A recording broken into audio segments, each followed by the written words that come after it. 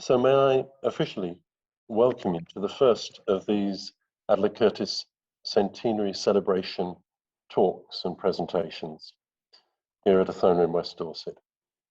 It's great to have people joining us from around the world. We have already on Zoom friends in New Zealand and Germany with us.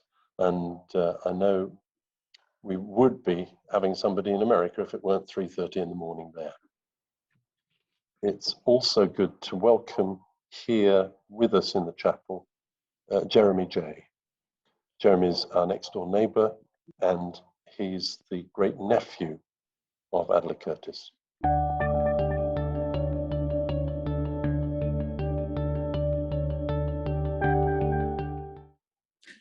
Well, welcome everyone. I hope you can all hear me. And it's lovely that you're all here to join with us in celebrating the centenary. What have we got in store for you all? Today is session 1, entitled In the Year 1921.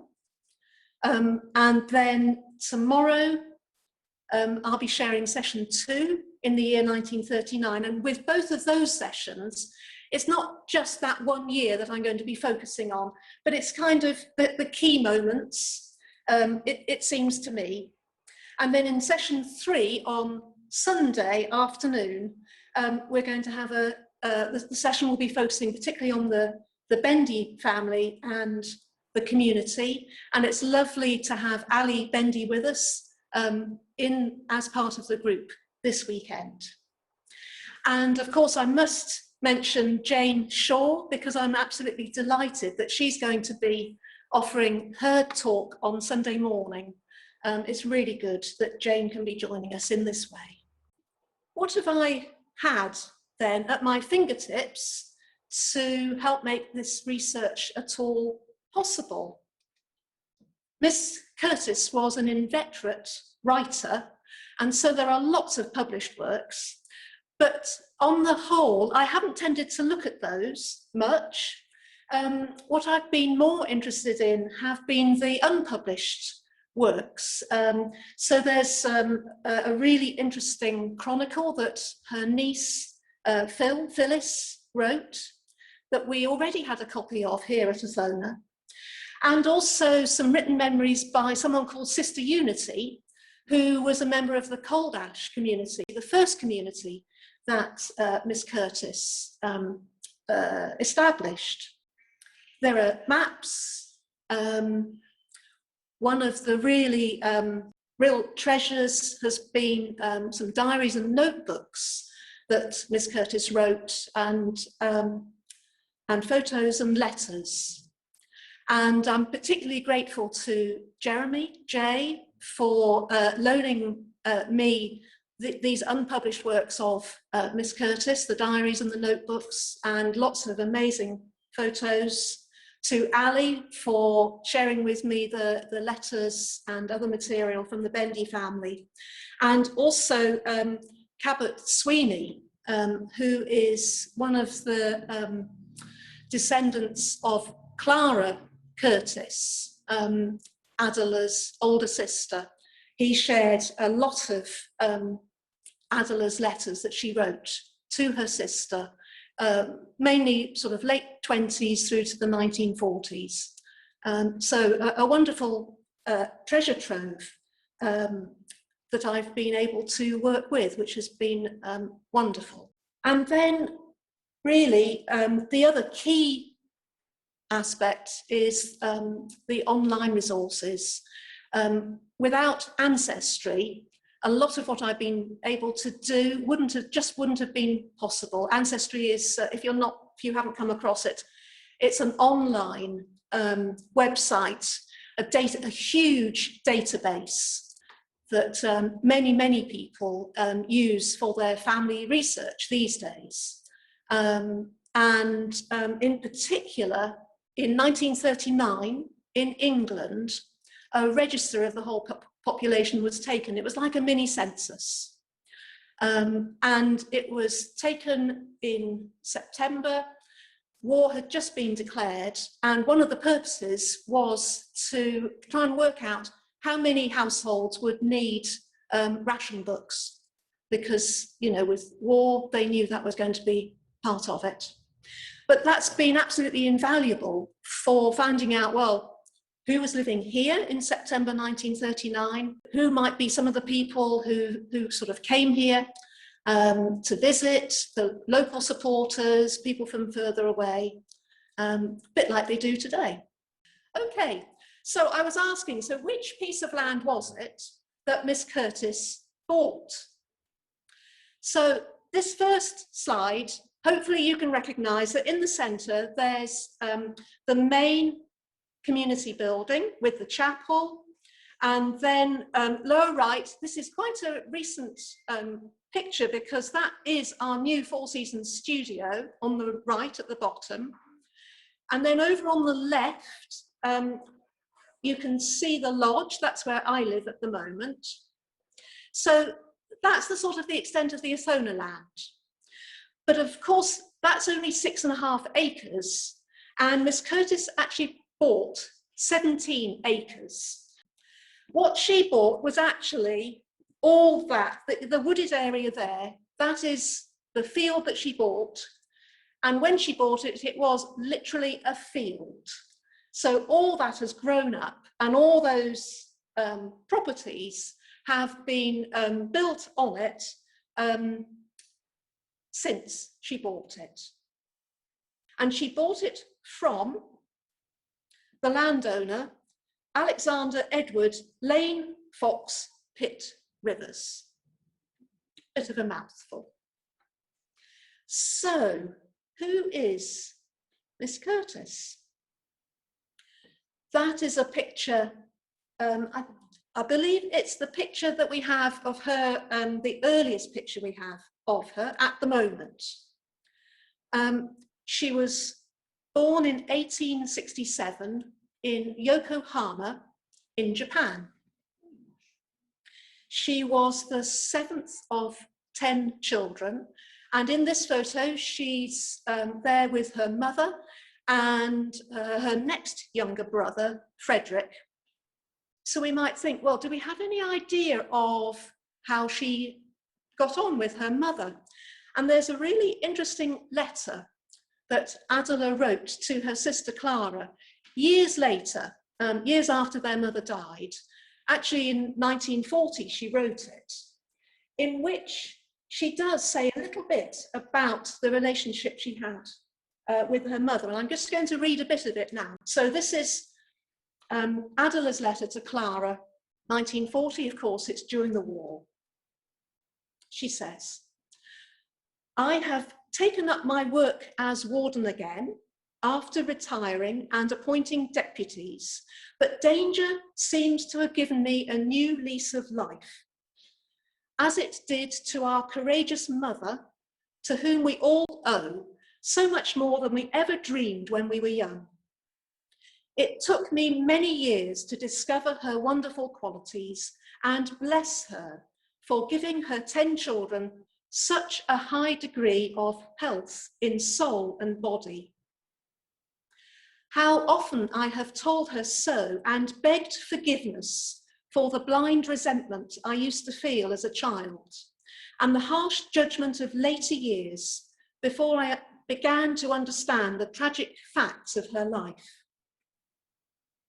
She always smiles at me when I see her in the inner world, and I feel she is happy now after the stormy waters of this outer existence." So a sense there that when she was a child, she felt quite resentful towards her mother. And it may have been something to do with the fact that part of the family was in Japan. Certainly her father seemed to be in Japan most of the time. But she was over in this country. And when I've looked Miss Curtis up on the census records, when she's 3 and her little brother Frederick, the one who's in the photo, was 1, they were living in Southampton as nurse children.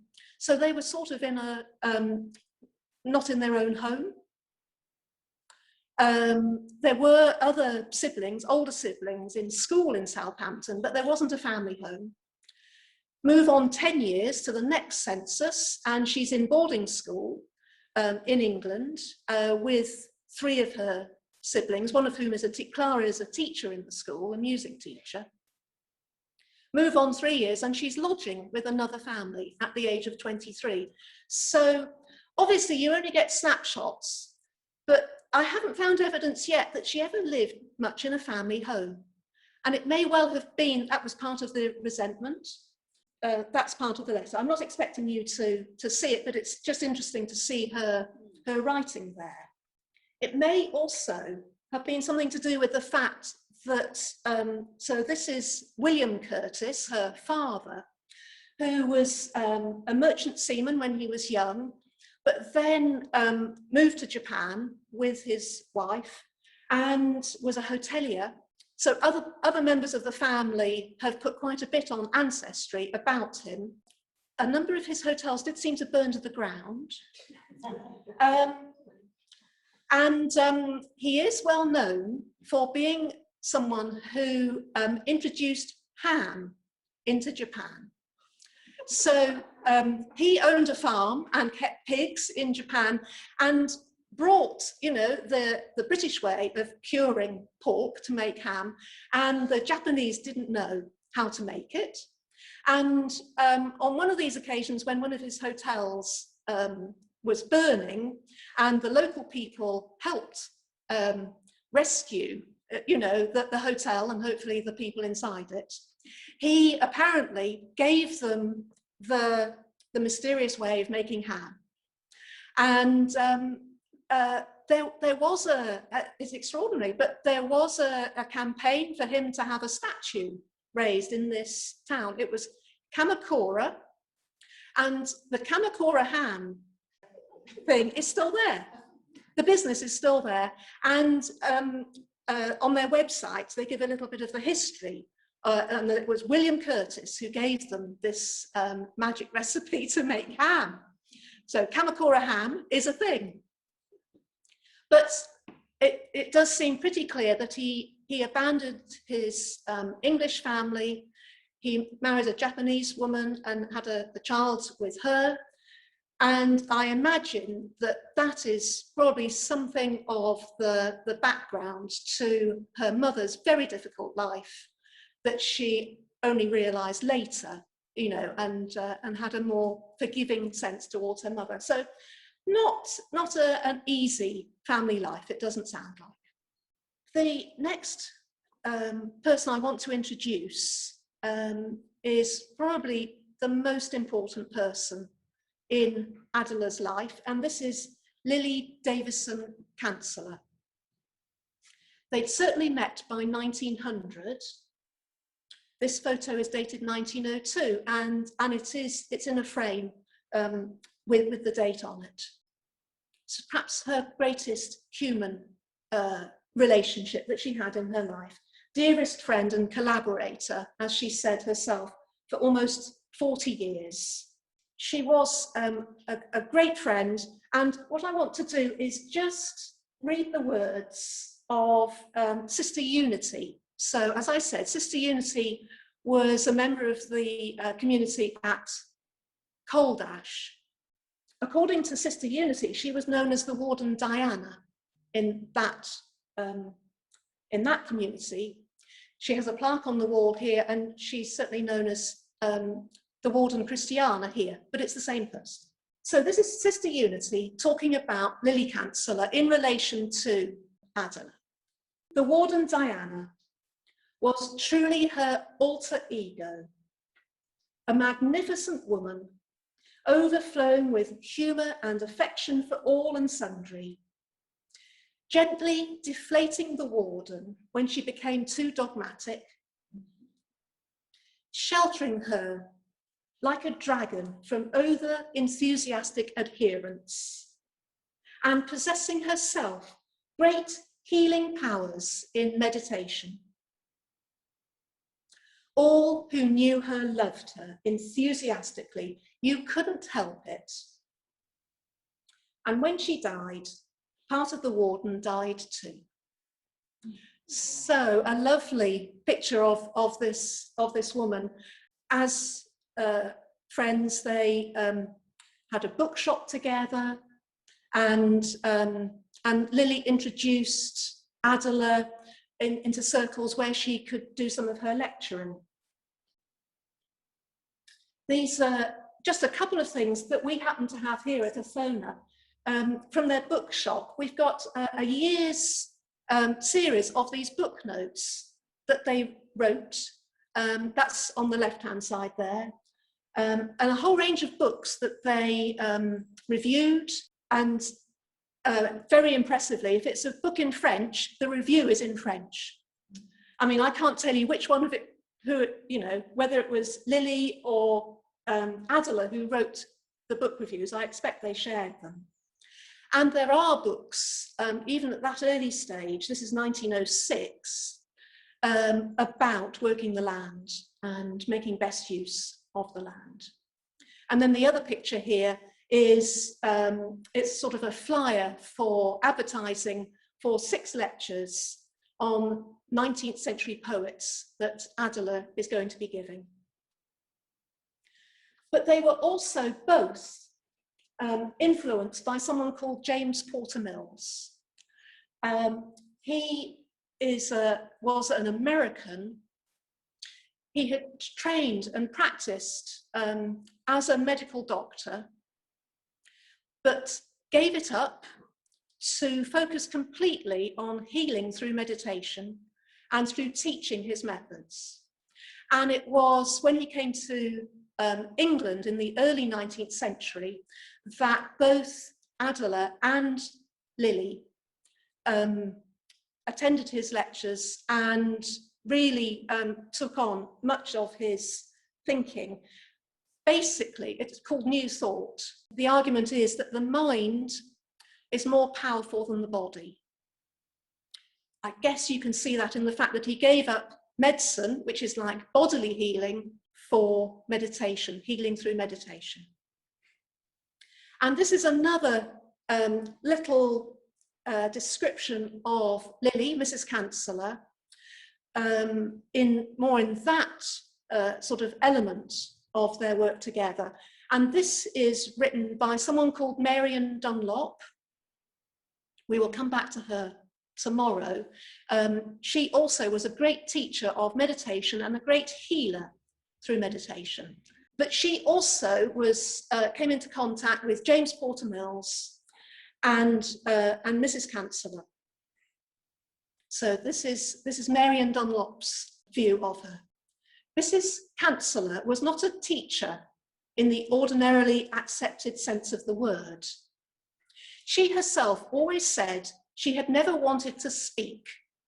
And indeed, students found her talks sometimes rather confusing, till they learnt to let go and simply receive the subconscious enlightenment she was so supremely able to give.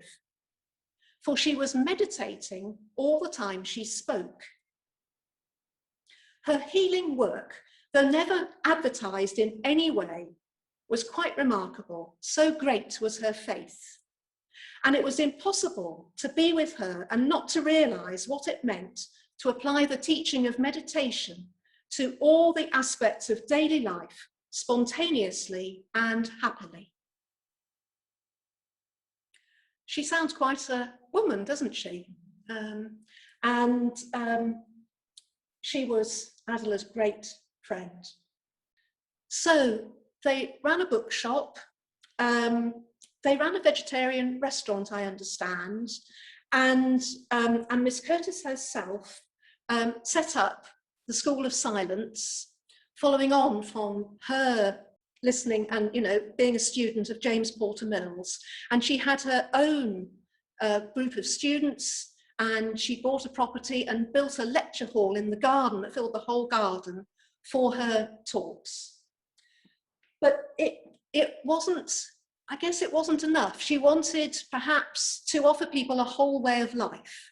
And this is where cold ash comes in. So just a description of cold ash, thanks to some photos that Jeremy found only a few weeks ago. We've got some amazing photographs of cold ash.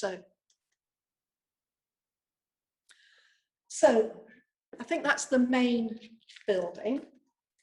So you can see how big it was compared with here. In 1910, she bought 235 acres at Cold Ash. So her niece, Phil, says a bit about it.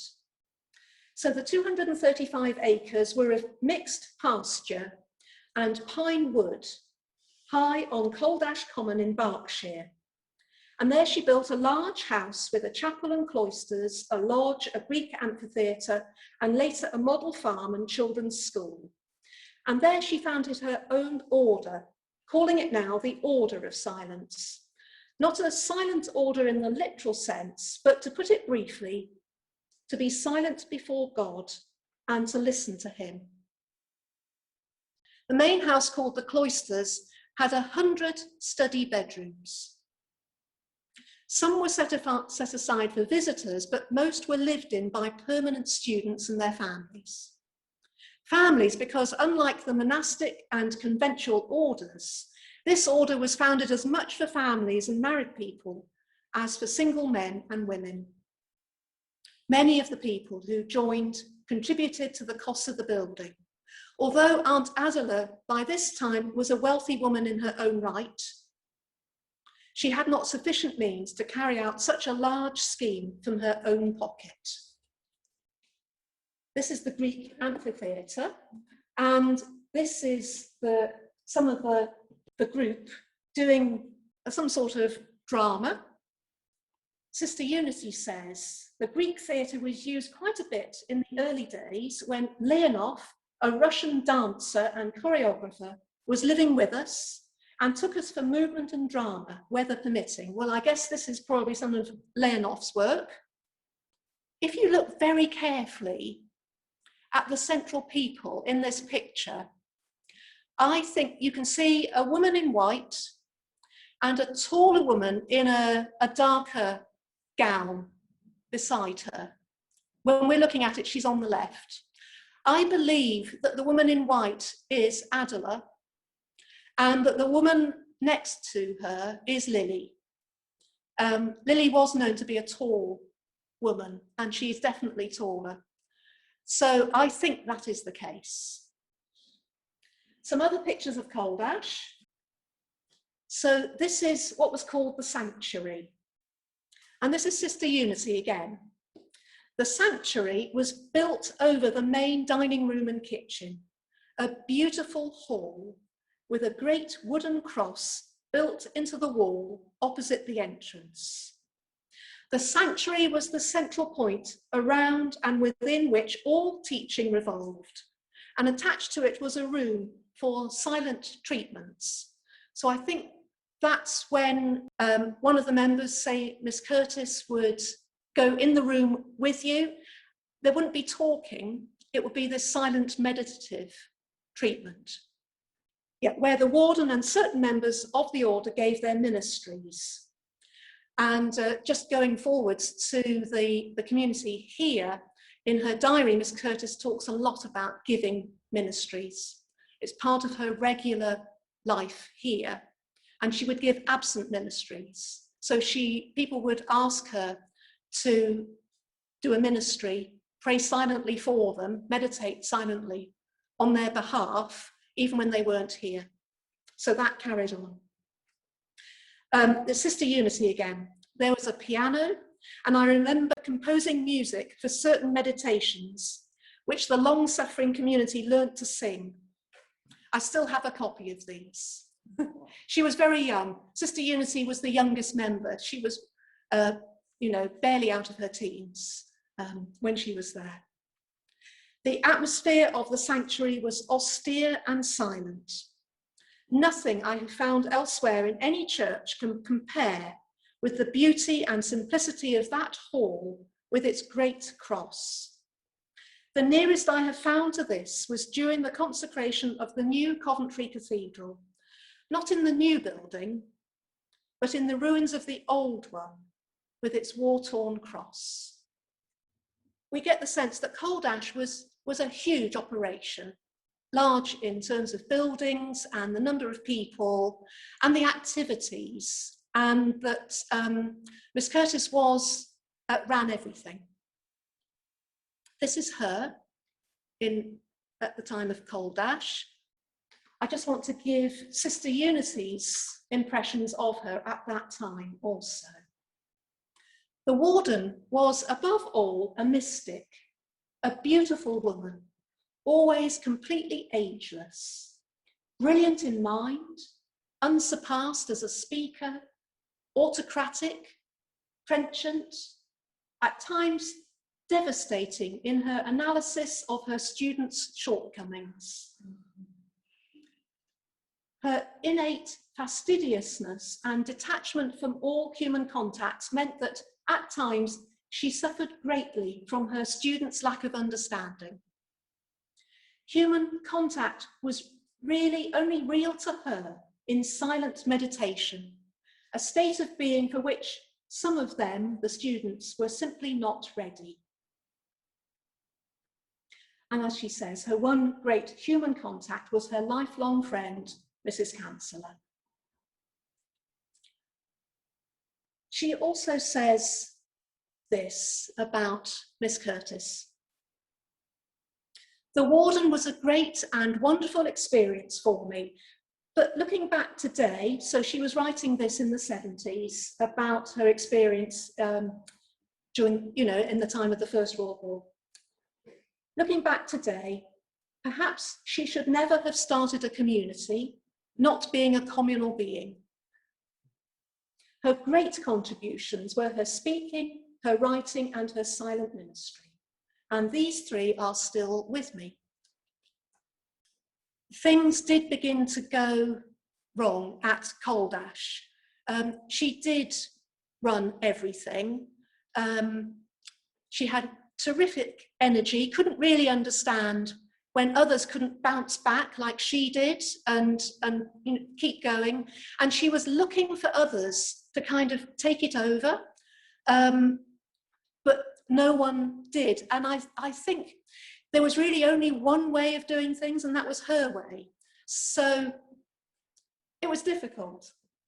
And eventually people started moving away, and so the finances weren't stacking up, and things closed. And it was a terrific blow to her, a failure. She felt it was a failure.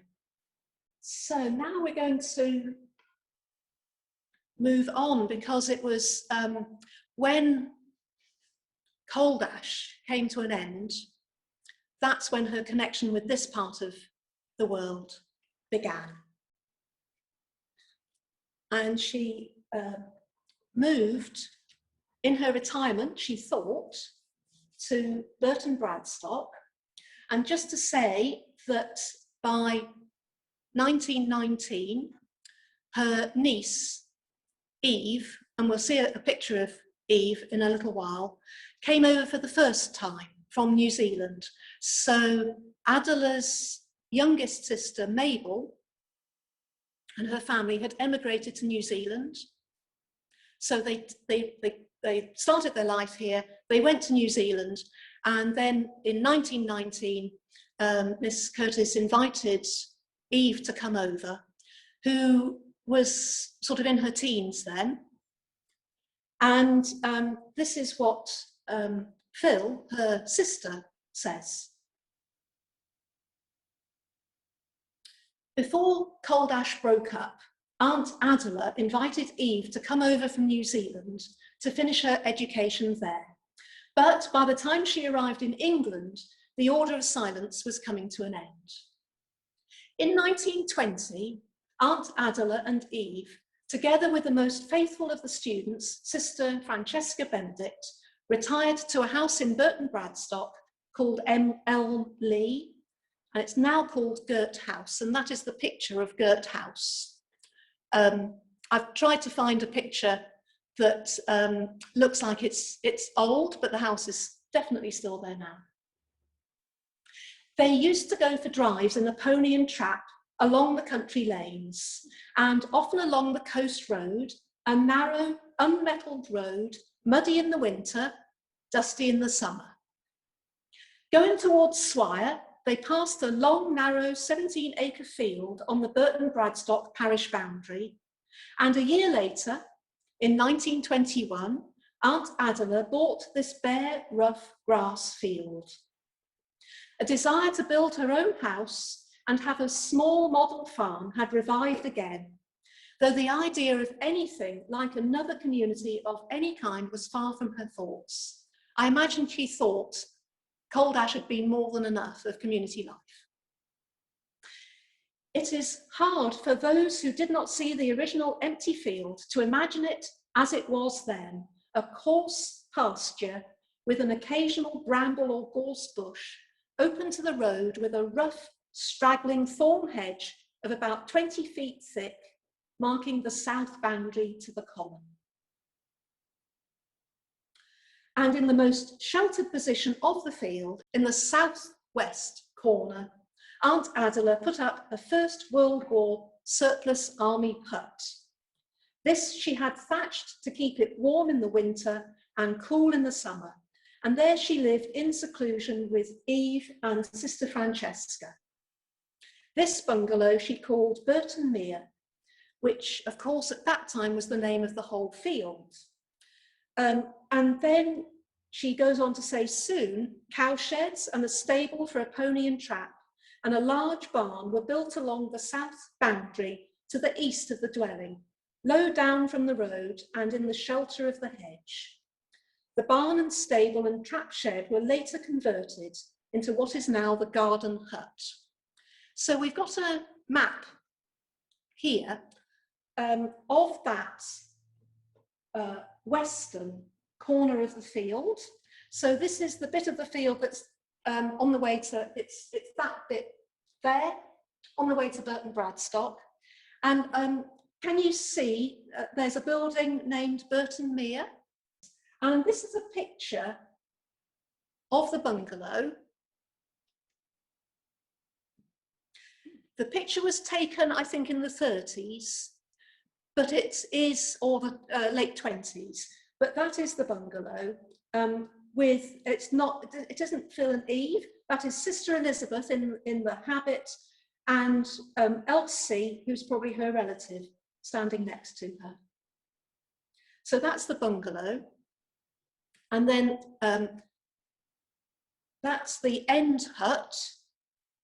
So Eve had gone back to New Zealand for a bit, and in 1924, both Phil and Eve came to live, and I believe they lived in this country then for the rest of their lives. And when they came over, Miss Curtis let them have the bungalow for their use. That's when she converted the garden hut, which is the picture on the right, and she lived in there. And the end hut was where Sister Francesca lived in those early days. And that is Jeremy in that photo. I was able to go over last summer, and Jeremy kindly showed me around these original huts, which was great. So who was here? So we have some pictures of Adela. Those are all of her. So the one in the middle, that's outside the garden hut, and they had a pergola, and I guess things were growing over it eventually. She's crocheting in the left-hand picture, and it looks like, to me, like she's meditating in the right-hand one. This next picture of her, I think, is my favourite. And on the back, I think Phil has written, Aunt A in hammock. Can you see there? She's lying in the hammock. I think this is to the south of some of those huts. I think it's just lovely. You know, we've got this picture of probably quite a fierce person. So seeing her in a hammock, relaxing, is very good. And who else was here? Well, by this time, Eve and Phil were here. So that picture on the left is quite possibly when Eve first came over. She looks quite young. And then Phil on the right, I think I'm thinking that that is what she looked like when she first came over, probably in 1924. So this is Phil. Now she's speaking from her own experience. Before, she was relying on other people telling her what had happened. So in 1924, the animals had gone and the garden hut had been converted. Yes. So Aunt Adela moved into the garden hut, leaving the original dwelling, Burton Mere, to Eve and me. And another hut, the end hut, had been built further to the east, and that's where Sister Francesca lived. Also, an addition had been made to Burton Mere, a large studio and a small connecting hall, again architect designed by James McLaren Ross, who had designed all the buildings at Coldash. So instead of the animals grazing the rough pasture, Aunt Adela had planned a large vegetable garden and mixed orchard designed to hold about 100 trees and much soft fruit as well. About an acre of the ground had been deeply dug, and by the time we arrived, it had weathered, and in the spring of 1924, we were happily planting the orchard, and I was learning how to be a fruit and vegetable gardener. We soon took over the management of this part of the land, with the help of a faithful fisherman, Ephraim Hussey, to do the heaviest jobs. And we will see Ephraim again later. So that's a little bit about the nieces, and then we have other people. In the left-hand picture, we've got Miss Curtis herself on the left, and that is Lily Cancellor next to her. It's also Lily in the next picture on the left with Sister Francesca. And Lily Cancellor put up 2 wooden buildings herself, but over that side, on the eastern side of the site, Burton End, which she had put up. I think she got them from some sort of exhibition. Burton End was put up for her and her husband to come for holidays. And then Greenhill was put up for a family who was helping them with the farm to live. But there are other early buildings on this side. And so the studio, which is where Jeremy lives now. So that's the front entrance, and this is Jeremy outside the studio. And Jeremy, I believe I'm right in thinking that this is the last of the wooden huts that is still lived in on the site. Yes, and then all the other huts, and there were various ones built. You probably notice if you sort of drive past them or walk along the field. It's been turned into the Dorset Riviera, really. Some amazing buildings have replaced the old huts, but the studio is still there. And the studio was put up by Phil. She was an artist, and she wanted somewhere to do for herself, to do her artist's work. So we're gradually working this way, and the next one was the walled lodge, which looks a bit stern there, doesn't it, with that fearsome wall around it. Now, of course, it's pretty much the archway that's left that you walk through, and just a little bit where the fig tree is that's left. I think this picture was probably taken in the 60s, but it is the original lodge, not the one that is there now that I live in.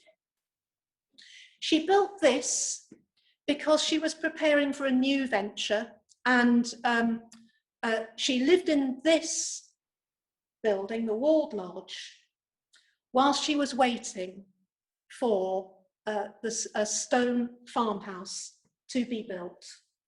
And that is the next building. She left a number of notebooks, most of them not finished, I get the feeling that perhaps she started a new notebook when she had a new idea or vision that she wanted to explore, and she'd write it down. So in this notebook, she starts at the end of December 1926.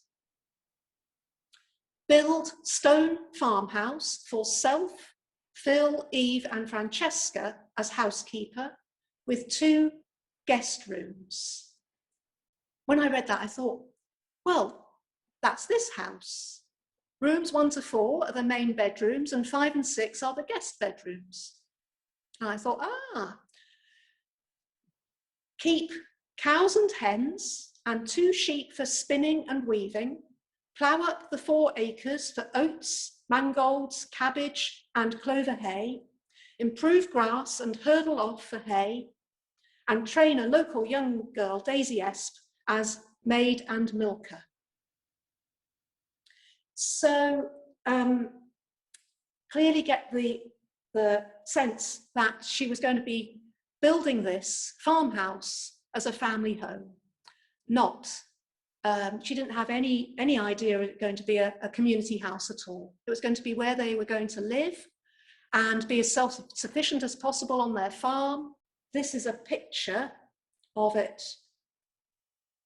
And I'm pretty sure, so that is Miss Curtis outside. She's standing, and just behind them is the kitchen door. And then behind the man is the main entrance. Can you see where we are in that picture? And of course, there's no extension because that was, much, much later. And I think because he's standing in the same way, there was a picture of Ross, the architect of Cold Ash, and he was the same architect for this place. And I think that's him. I think that's the architect. He's standing and looks like the architect in a picture from Cold Ash. So this, if you can see, this is as if we were looking from the Four Seasons studio or the old art room, looking back towards the main house. You've got the dining room on the left, and you've got the kitchen on the right. And you can see that the door leads into the kitchen in those days. That's what it looks like to me anyway. And there's a bigger, can you see on the far right, on the first floor, there's that big gap. It looks too big for a window. Well, that was going to be a doorway because there were going to be outside steps leading up to that door at the top. I guess that was their fire exit because that's where the building finished. That, as I said, there wasn't the extension. So this was going to be their home. And Phil gives them a lovely description of the farm. And this is a picture of it. I mean, so different from now, isn't it? It's so bare. You can see the lodge over on the right there on the picture. Can you see that? And we're standing just the other side of the boundary where the road is, taking that picture. This is Phil's description of the farmhouse, which in those days was known as Little Farm. It had a fine dairy with thick slate shelves for dairy produce and storage shelves for bottled fruit and vegetables. Joined to the outside of the walled garden was a mouse-proof granary for storage of fresh fruits and roots and foodstuffs for the stock. This granary and the cow sheds formed the north side of a spacious enclosed yard for the cows and later goats before they went out into pasture. Someone was asking me yesterday if they kept goats. Well, they obviously did. But their life on the farm was short-lived. And as I discovered, reading a letter from Adela to her sister Clara, so these are the letters that Cabot Sweeney has shared with me. this particular letter was written in 1928, and it seems to read as if they are making a fresh start on writing with each other. I think there'd been a long gap when they hadn't been writing. And this is what Adela says to Clara. So, my dear Clara, Mrs. Cancellor has shown me your letter to her, and I think you are under a misconception about me. Some years ago, I had a letter from you when I was teaching in London at my School of Silence at Scarsdale Villas, asking me for some of my books. I sent you by return all that I had then written with a letter, but never received any acknowledgement, and suppose they did not interest you. I am now back in London to take up teaching again at 60, and shall be camping in one little room over the bookshop and lecture room at 7 Ladbroke Road. That's Mrs. Cancellor's place, until I can get a cottage at Richmond and move my furniture up from Dorset. I'm trying to sell the house I built there, as it is too lonely for Phil and Eve, who want to live in London. So they are now in a 2-bedroom flat near to the Byam School of Art, where Phil works, and Eve hopes soon to earn her living by writing, for which she has a fine gift. And then she talks about Dorothy, that is Clara's daughter, who is planning on coming over to England. She's a teacher, and she's got a sort of teacher exchange, but she wants to meet up with some relatives. We shall all be very glad to see your Dorothy, and hope she will come and see us as soon as she arrives. If I were in the new cottage at Richmond, I should be delighted to have her come and stay, and I may manage to get possession by July the 14th. But at present there are measles in the house there, and one can't be sure that the people can turn out till the end of July. Meanwhile, I sleep and study and cook and eat in one small room, which does not allow of guests. But ask Dorothy to let me know when she is here, in case I've got my cottage. P.S. Until I sell the Dorset place, I shall be hard up, but I expect to sell soon. So she was quite intending to sell that place, to move to Richmond, and it sounds like she got a cottage ready. It was the measles that was holding that up, and to leave this behind. But she didn't, because we're here. So presumably, she didn't get a buyer, and the Richmond thing didn't happen. And we know that Dorothy, from letters, we know that Dorothy did come and visit her here. So, because things hadn't, they couldn't accommodate her in the little flat in London, but she came and stayed here. And I think it was a sense of her thinking, okay, so the sale isn't going to happen. And what she had done, she had got students coming. Although she came to retire, the students wouldn't really let her go. So they did used to come and camp in a field over the way and listen to her. So there were students sort of on the horizon. And whilst she was waiting for the house to sell, she let rooms to the students so that the house was giving her a bit of an income. And I'm guessing that she thought, okay, it's not selling. Let's just turn this temporary situation to the good, and let's turn it into a community house.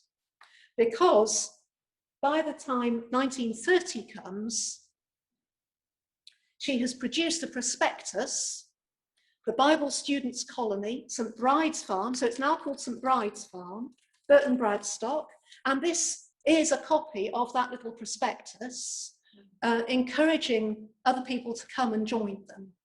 of a life of self-sufficiency, making your own clothes, growing as much of your own food as possible, and you know, the sort of the spiritual life as well. And I'm going to finish with, I think, one of my favourite photos. I love this one. It's, you can see, hopefully, so the bit of the house that we're looking at is the sitting room, yeah? And we are south of the walled lodge. So that's the walled lodge's south wall there, with the little doorway.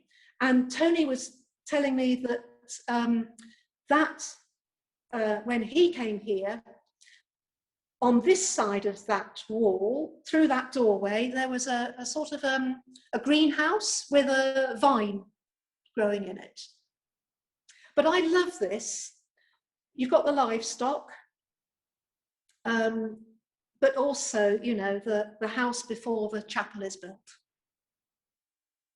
So we're going to leave it at 1930, and we'll pick up the story again tomorrow. So thank you very much.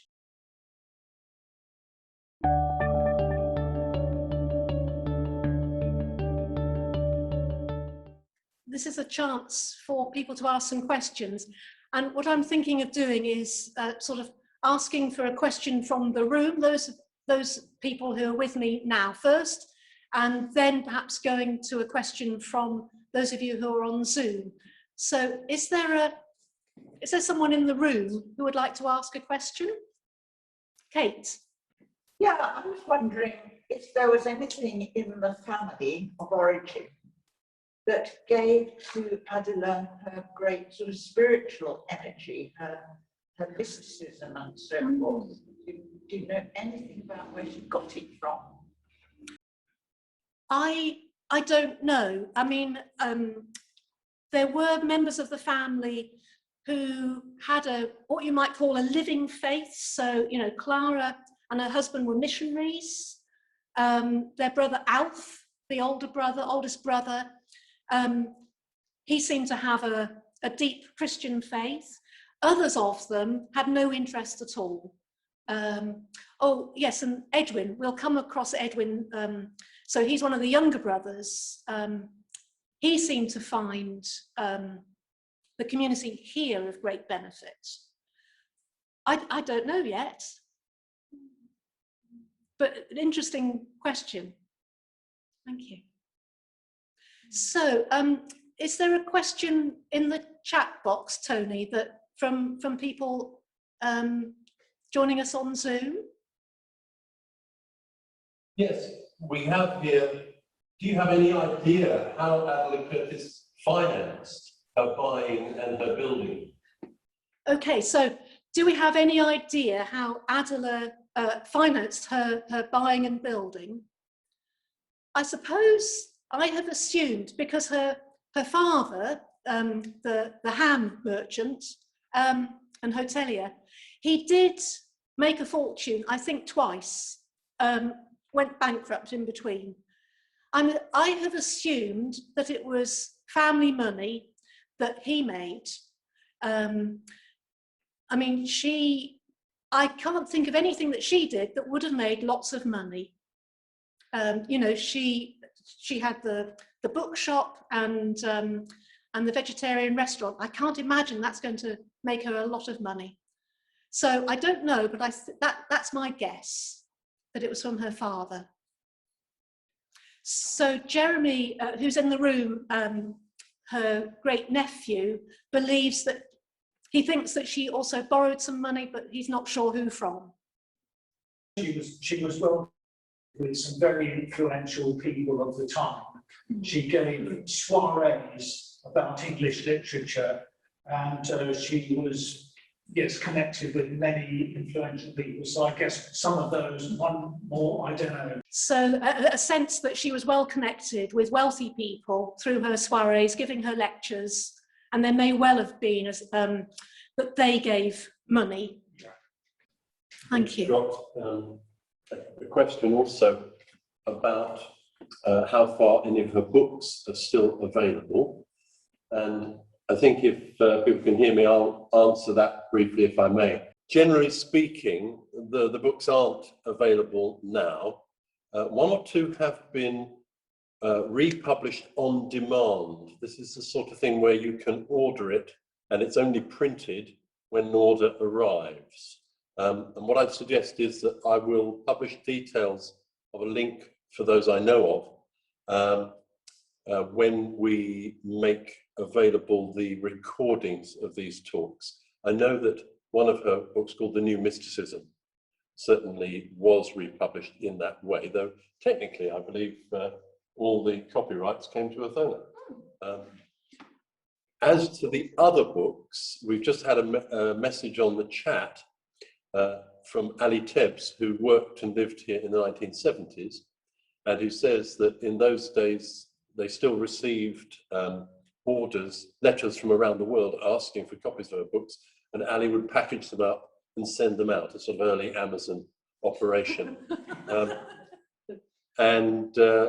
were, in those days, shelves and shelves of books gradually over the years as the demand from around the world diminished, and as those shelves simply became things taking up space.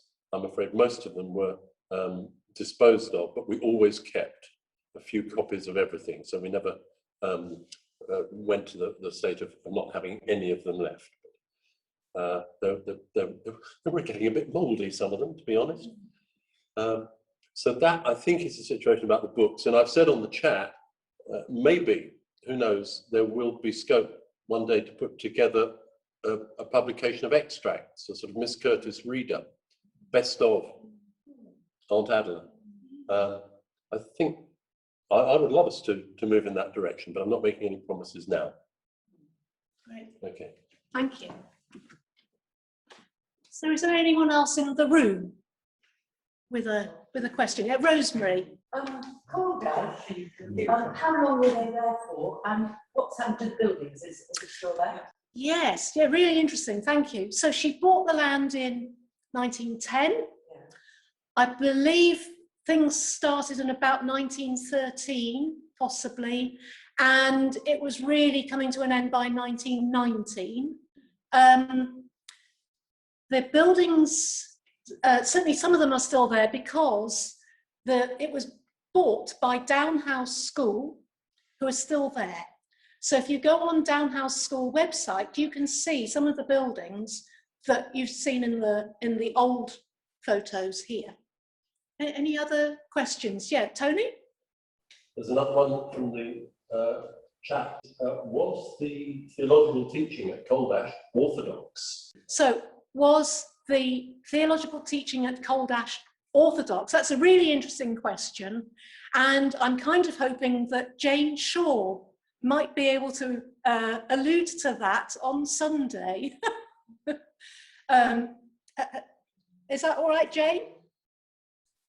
Yep, will do. But I think a short answer is mishmash of New Thought and pretty middle of the road Anglicanism. I think that's the answer. But she's not affiliated to any institutional church.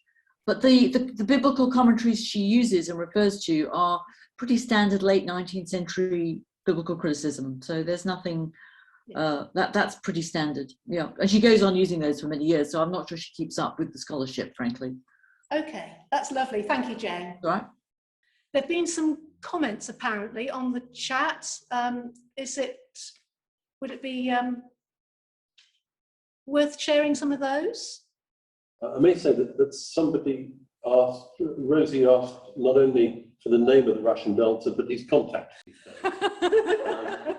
So the Russian dancer is called Leonov, Leonoff. I'm sorry, I have no idea where he's living at the moment.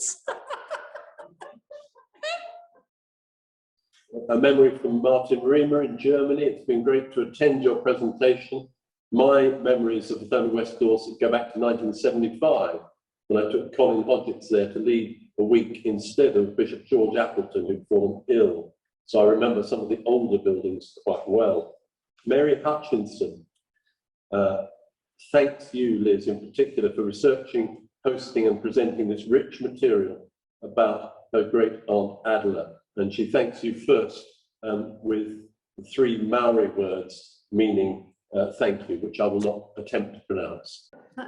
That's lovely. So Mary Hutchinson is great niece of Adela. So Mary is related. So Mabel Curtis was Mary's grandmother. Her father John was brother to Phil and Eve, the nieces. Yeah, and it's I'm so glad that you're joining us, Mary. It's really nice to see you. We've communicated quite a bit by email, and thank you for all the pictures and things that you have sent. We've also, got, thanks Liz, this was a wonderful presentation. I wish I could have been with you all, from Cabot Sweeney. Now, if Cabot is watching across the Atlantic, he's here in the middle of the night. Wow, Cabot, that's great if you're here. And for those of you who aren't here in the room, so Cabot is the great-grandson of Clara, and he has also sent us a lovely pencil sketch, the one that starts the beginning of the talk. He sent us the original.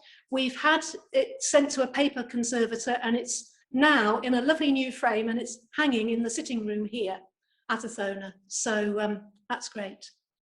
I've got one or two other questions here. Okay. From the chat.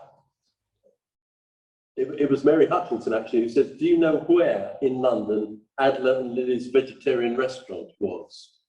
I don't have it in my head, but I'm guessing it would be in the Kensington area. That's where they seem to be based, where the bookshop was and where they lived and so on. Can I come in, Liz? Because I do know where it was. It was on Kensington High Street. It was either number 4 or number 6. I can't remember which. Right. And she always lives very close to it. She lives at Scarsdale Villas in that period. Yeah. Lovely. Thank you. Pleasure. Righto. Then Graham Fawcett says, I wonder if her early years of serious domestic insecurity may not have been not just inspirational, but decisive in nurturing in Adela an unswervable determination to not repeat history, but rather create or even impose continuous order, doing everything her way, etc., on house and home and the community family. Well, it's a possibility, isn't it? Yeah. And Alison Tebbs comments that she and Mark started their married life in Wall's Lodge, yes, as it appeared in the photo you showed, but by that time painted white. One last question, perhaps, from the floor. Martin. At the 50th anniversary of Othona, I noticed on a table just over there, there was a leaflet dating 1930, and on the back page, there was a quote from, being a Quaker, there was a quote from a Quaker, John Woolman, who was 18th century, referring to the living simply bit, and I wonder if there's any knowledge as that obviously Adela must have studied a certain amount of Quakerism. Maybe she did, yes. I mean, I'm looking at this booklet. This is dated 1930, but there isn't a quote I can see on the back. It was, yeah. Yes. I need to tell everybody that yes, not only the Duchess of Cambridge, but also Miranda Hart are both old girls of Downhouse School. Wow. So, thank you those online who've told us that. Yes, so apparently the Duchess of Cambridge and Miranda Hart are old girls of Downhouse School. And finally, Jane Shaw tells us that she gave a sermon at Downhouse School at the end of term prize giving about 3 years ago and told them all about Adela Curtis. Oh, brilliant. Lovely. Thank you. Thank you all very much for joining us. It's been really great. And to think that people are joining us from all around the world is lovely. So hope to see many of you again tomorrow.